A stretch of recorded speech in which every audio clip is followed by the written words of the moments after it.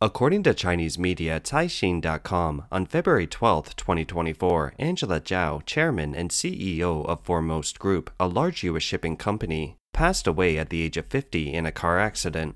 For China's shipbuilding industry, Foremost is a famous name. It's one of the first Western shipping companies to buy ocean-going vessels from China, and China's largest customer for ship exports to the U.S. In January 2024, half a month before Angela's death, the Foremost Group had placed an order worth $168 million with a subsidiary of the state-owned China State Shipbuilding Corporation, or CSSC. Angela's family is known in overseas Chinese circles as the first Chinese-American family. Her father, James Chao, is the 96-year-old founder of the Foremost Group and has been dubbed Chinese Ship King. The real key to their prominence is that this family is the first Chinese-American family in U.S. history to have a member in the cabinet. The Chinese shipping king has 6 daughters. The youngest daughter is Angela Chao. His oldest daughter, Elaine Chao, served as U.S. Secretary of Labor and Secretary of Transportation between 2001 and 2017. In the official media propaganda in mainland China, Elaine Chao is described as a light of Chinese who rewrites Chinese history and rewrites American history. The Chinese government's interest in Elaine Chao is also due to her husband, Mitch McConnell. In 1993, at the age of 40, Chao and McConnell got married. From 2015 to 2021, McConnell was the majority leader of the U.S. Senate. We noticed that the American police hid very important information about Angela Chao's death, while China's heavyweight media Caixin.com issued an outrageous news story early on. Meanwhile, the family of the ship king dared not say a word. In an interview with the overseas pro-communist media, King Chao said that he had chosen the Chinese name Zhao Anji in the hope that she would be safe and auspicious, as An means safe and Ji means auspicious. He had never imagined that she would pass away so suddenly at such a young age.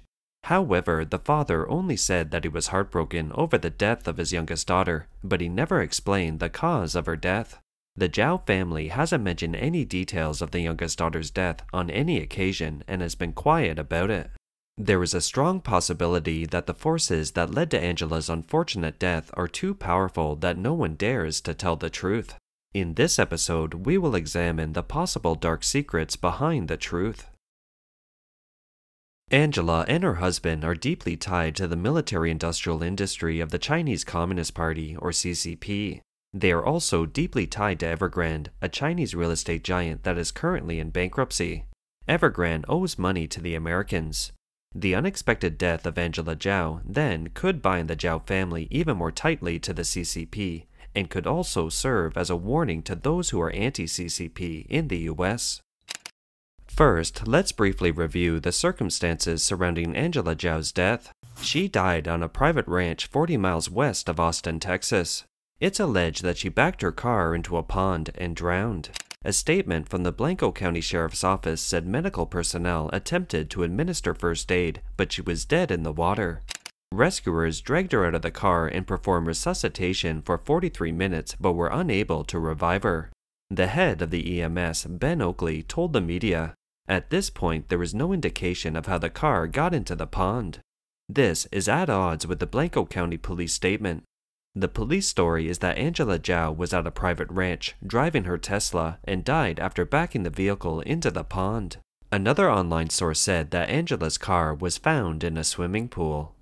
At the age of 50, Angela was in the prime of her life. She had a lifetime of driving experience, and she shouldn't have been unfamiliar with the performance of her car. Many high-end cars now have automatic warning brakes. The Tesla she drove was probably more cutting edge. So, why would the sharp-witted Angela Chao back a car with high safety features into a pond? One thing we know for sure from the official release is that she was on a private ranch before the accident. Private property in the US is off limits to strangers, and the risk of trespassing is high. If the owner of the ranch tried to get her off the property, it would mean that they didn't know each other. Otherwise, they might have known each other. The containment of a vehicle like a Tesla is good overall. When the car fell into the pond or swimming pool, no water should have entered the cabin in a short time. It would be unlikely that she would have drowned if the rancher tried to rescue her in time. So, did the ranch owner perform the rescue? In other words, there are many questions concerning the case. Who is the rancher, and was the individual acquainted with Angela, and was the rancher the first eyewitness, and was he or she the first to call the police? If we know these details, we can probably tell whether Angela died in an accident or whether it was a murder, and we may even be able to get to the truth of what happened in this case. So far, the local police have refused to disclose the identity of the rancher, the identity of the first caller, how they found Angela Chao's car in the pond or swimming pool, and the time the police were called to the scene. All details are treated as secrets. Under the Texas Public Information Act, such information falls under the public's right to know. It shouldn't be confidential and won't affect the investigation of the case. But the Blanco County Sheriff's Office is blocking out local media who have traveled to cover the case. It seems highly irregular. Now let's turn to the Chao family's relationship with China. Angela Chao has two little-known identities. One is a board member of the China State Shipbuilding Corporation, CSSC, and the other is an independent director of the Bank of China. Let's start with the CSSC. This is an enterprise directly under the State Council of China, a kind of high-level state enterprise. It builds all kinds of ships and other weapons and equipment for the CCP. Angela Chao's father, the Chinese ship king, was a university classmate of Jiang Zemin, the former CCP leader. They had a close relationship at that time. During the nearly 20 years Jiang held power, Foremost Group has developed into an important shipbuilding and shipping company in the world. It can be inferred that there were powerful people in the CCP, including Jiang Zemin, behind the group. At the same time, the CCP has probably obtained the technology and capital of the U.S. ship manufacturing industry through the Foremost Group. After Jiang Zemin gained the highest position in the CCP, Elaine Chao, the eldest daughter of the Chao family, who was already married to McConnell at the time, quietly visited Beijing with her father. On that trip, the Foremost Group received a large amount of business from the CCP. Since then, it has quickly risen to become one of the world's leading shipbuilding and shipping companies. Just the fact that Angela Chao became a member of the board of directors of the CSSC shows that the Chao family had an unusual relationship with the CCP. Because no ordinary member of the CCP would have the qualifications or opportunity to become a member of the board of directors of a military-industrial enterprise. Angela Chao also served as an independent director of the Bank of China. The Bank of China is one of the 5 largest banks in China. Similarly, to be a director of a state-owned bank, one must be trusted by the CCP. During her tenure, the founder of Evergrande, China's real estate giant, took out a loan of $100 billion from a U.S. bank. It was guaranteed by the Bank of China. Angela's role as an independent director of the Bank of China shouldn't be underestimated. According to the Bank of China's Regulation No. 15 of 2002, the term of office of independent directors in commercial banks is 3 years. As an independent director of the Bank of China, Angela Chao's term ended early on June 30, 2022, when Bank of China announced her dismissal. It happened right after the Bank of China and Evergrande turned against each other. According to public information, the Bank of China and Evergrande's bad blood may have started in September 2021. At that time, Evergrande was facing a systemic crisis of maturing debt repayments. With no way of recovering its debts, Bank of China took a tough stance against Evergrande. This included freezing Evergrande's accounts, seizing its assets, filing for its bankruptcy, and so on. At the same time, the Bank of China also reported Evergrande's violations to the relevant departments of the CCP and demanded it be investigated and penalized. These moves might have angered Evergrande founder Xu Jiayin, making him think that the Bank of China betrayed him and caused him more troubles and problems. So he fought back, including allegations of default by the Bank of China, disclosing certain inside stories, exposing scandals of its president and some of the crimes he committed, and so on. For example, he told the authorities how the president of the Bank of China took away his own son's girlfriend and married her.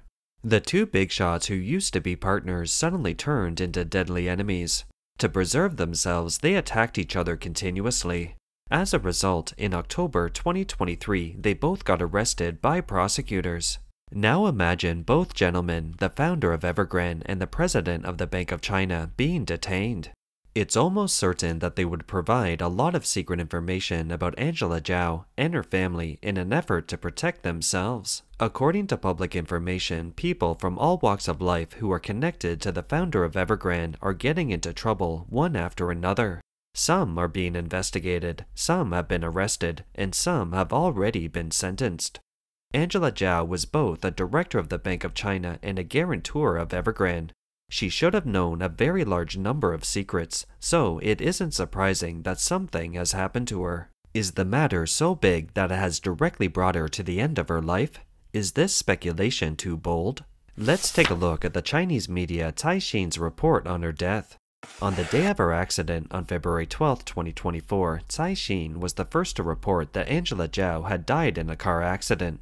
According to the report, she was traveling to Austin, Texas to attend a business meeting and got hit by a truck that ran a red light at an intersection. She died at the scene. The truck driver was later arrested for drunken driving and manslaughter.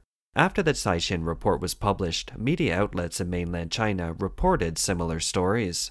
How is it that the Chinese media thousands of miles away knows the so-called details while the US domestic media knows nothing? If Caixin.com is releasing fake news, why did it release the news before the US media did? This makes Angela Chao's death all the more unusual. As everyone in Chinese media circles know, Caixin is a very powerful media organization in China, and it doesn't report on flashy news. It is backed by former Chinese Vice President Wang Qishan. Wang retired in November 2023 and has been a significant figure in China's political arena. Now let's take a look at the relationship between Chao's family and former Chinese Vice President Wang Qishan. On October 22, 2019, at a wine dinner in Japan, Wang Qishan and Elaine Chao were seen at the back of the guests, talking in private about something. It remains unknown what they were talking about, but the footage reflects the close ties between them. Let's make a guess. Through Wang Qishan's connection, the top management of the media Caixin got to know the truth about Angela Chao's death from her sister, Elaine Chao. But again, because the forces behind the case are too powerful, Caixin doesn't dare to disclose the real story. Hence, it chose to make an early statement and deliberately left a lot of loopholes in the story it published. One was to draw people's attention to the case, the other was to perhaps warn a certain group of people. This group of people is extremely close to the CCP and knows a lot of insider information. Let's see what Angela Chao might have known. In addition to what was revealed earlier, it's likely that Angela Chao knew many of the secrets of China's corporations. The Hong Kong head of the Bank of China is a man named Liu. His younger brother is the founder of Lenovo Group, a well-known company in China. Lenovo Group made its fortune when Jiang Zemin was in power as well. Moreover, Liu Chuanzhe, the founder of Lenovo Group, was once the president of Taishan Club. Taishan Club was a mysterious chamber of commerce founded in 1993 in China. Its member companies formed a powerful industrial chain. Each company was dominant in its industry and had absolute influence, including Jack Ma, the founder of Alibaba. The following Chinese celebrities in the business world were its members. It was the absolute wealthiest group in China. This club or circle of tycoons had many rules, one of which was when one member has a crisis, the others must support him or her together. If anyone is in trouble, everyone helps and develops together. Basically, one moves, everyone moves. Such a rule is deemed the biggest threat to the CCP authorities. So imagine how Xi Jinping's regime detests this Taishan Club. As mentioned earlier, being an independent director of the Bank of China, Angela Chao must have known a lot of inside information about the Bank of China that the outside world would never know. Angela Chao could have dealings with Mr. Liu, the head of the Bank of China in Hong Kong. If that was the case, she could have learned about the Taishan Club through Mr. Liu. While Angela Chao being implicated by both the president of the Bank of China and the founder of Evergrande, the Taishan Club and the forces behind the tycoons of the club could be very concerned as she might have known a lot of their secrets. In turn, these tycoons could be implicated. In other words, getting rid of Angela Chao would be beneficial to these tycoons in China. Now, let us turn to her husband. Angela Chao had two husbands. The first was billionaire banker Bruce Wasserstein. They got married in 2009 when Angela Chao was 35 years old. Bruce died a few months after the wedding. In 2012, Angela married her second husband, Jim Breyer. Breyer is the second largest shareholder of Facebook and is worth $2.9 billion. He is also a member of the advisory board of the Tsinghua University School of Economics and Management in China. The honorary chairman of the board is Zhu Rongji, the former premier during the Jiang Zemin era, and Vice President Wang Qishan is an honorary member of the board. In 2016, former Premier Zhu Rongji met with members of this advisory board. News and photos from that time show that Breyer was a key player in this meeting. In 2019, then Chinese Vice President Wang Qishan also met with Breyer and other visiting guests in Beijing. All of this shows that Breyer's relationship with the CCP was quite special. Breyer's investments are in three main places: China, Brazil, and India, with the main one being China. He invested in IDG Capital, a Beijing-based U.S. venture capital firm whose founder is a white glove for the CCP's power elite. IDG Capital invested in a large number of CCP technology companies, including Baidu, Tencent, Sohu, Ctrip, etc., and is also a shareholder in Xiaomi, the CCP's military-industrialized company. Breyer should be aware of how the CCP is infiltrating the US and stealing intellectual property, among other things. On February 9, 2024, IDG Capital was sanctioned by the U.S. Department of Defense as a military-industrial enterprise of the CCP. On the same day, Breyer halted his investments in China in the Chinese technology sector immediately. 3 days later, his wife Angela Chao had a bizarre accident. Could it be murder? Could the CCP have played a role? We are unable to determine what happened exactly given the various possibilities. But we can see that the couple sensed the risk of being tied too closely to the CCP's military-industrial enterprises and began to withdraw. Perhaps it was too late. Without a doubt, their withdrawal would infuriate the CCP. Nowadays, the US government separates the CCP from the Chinese people.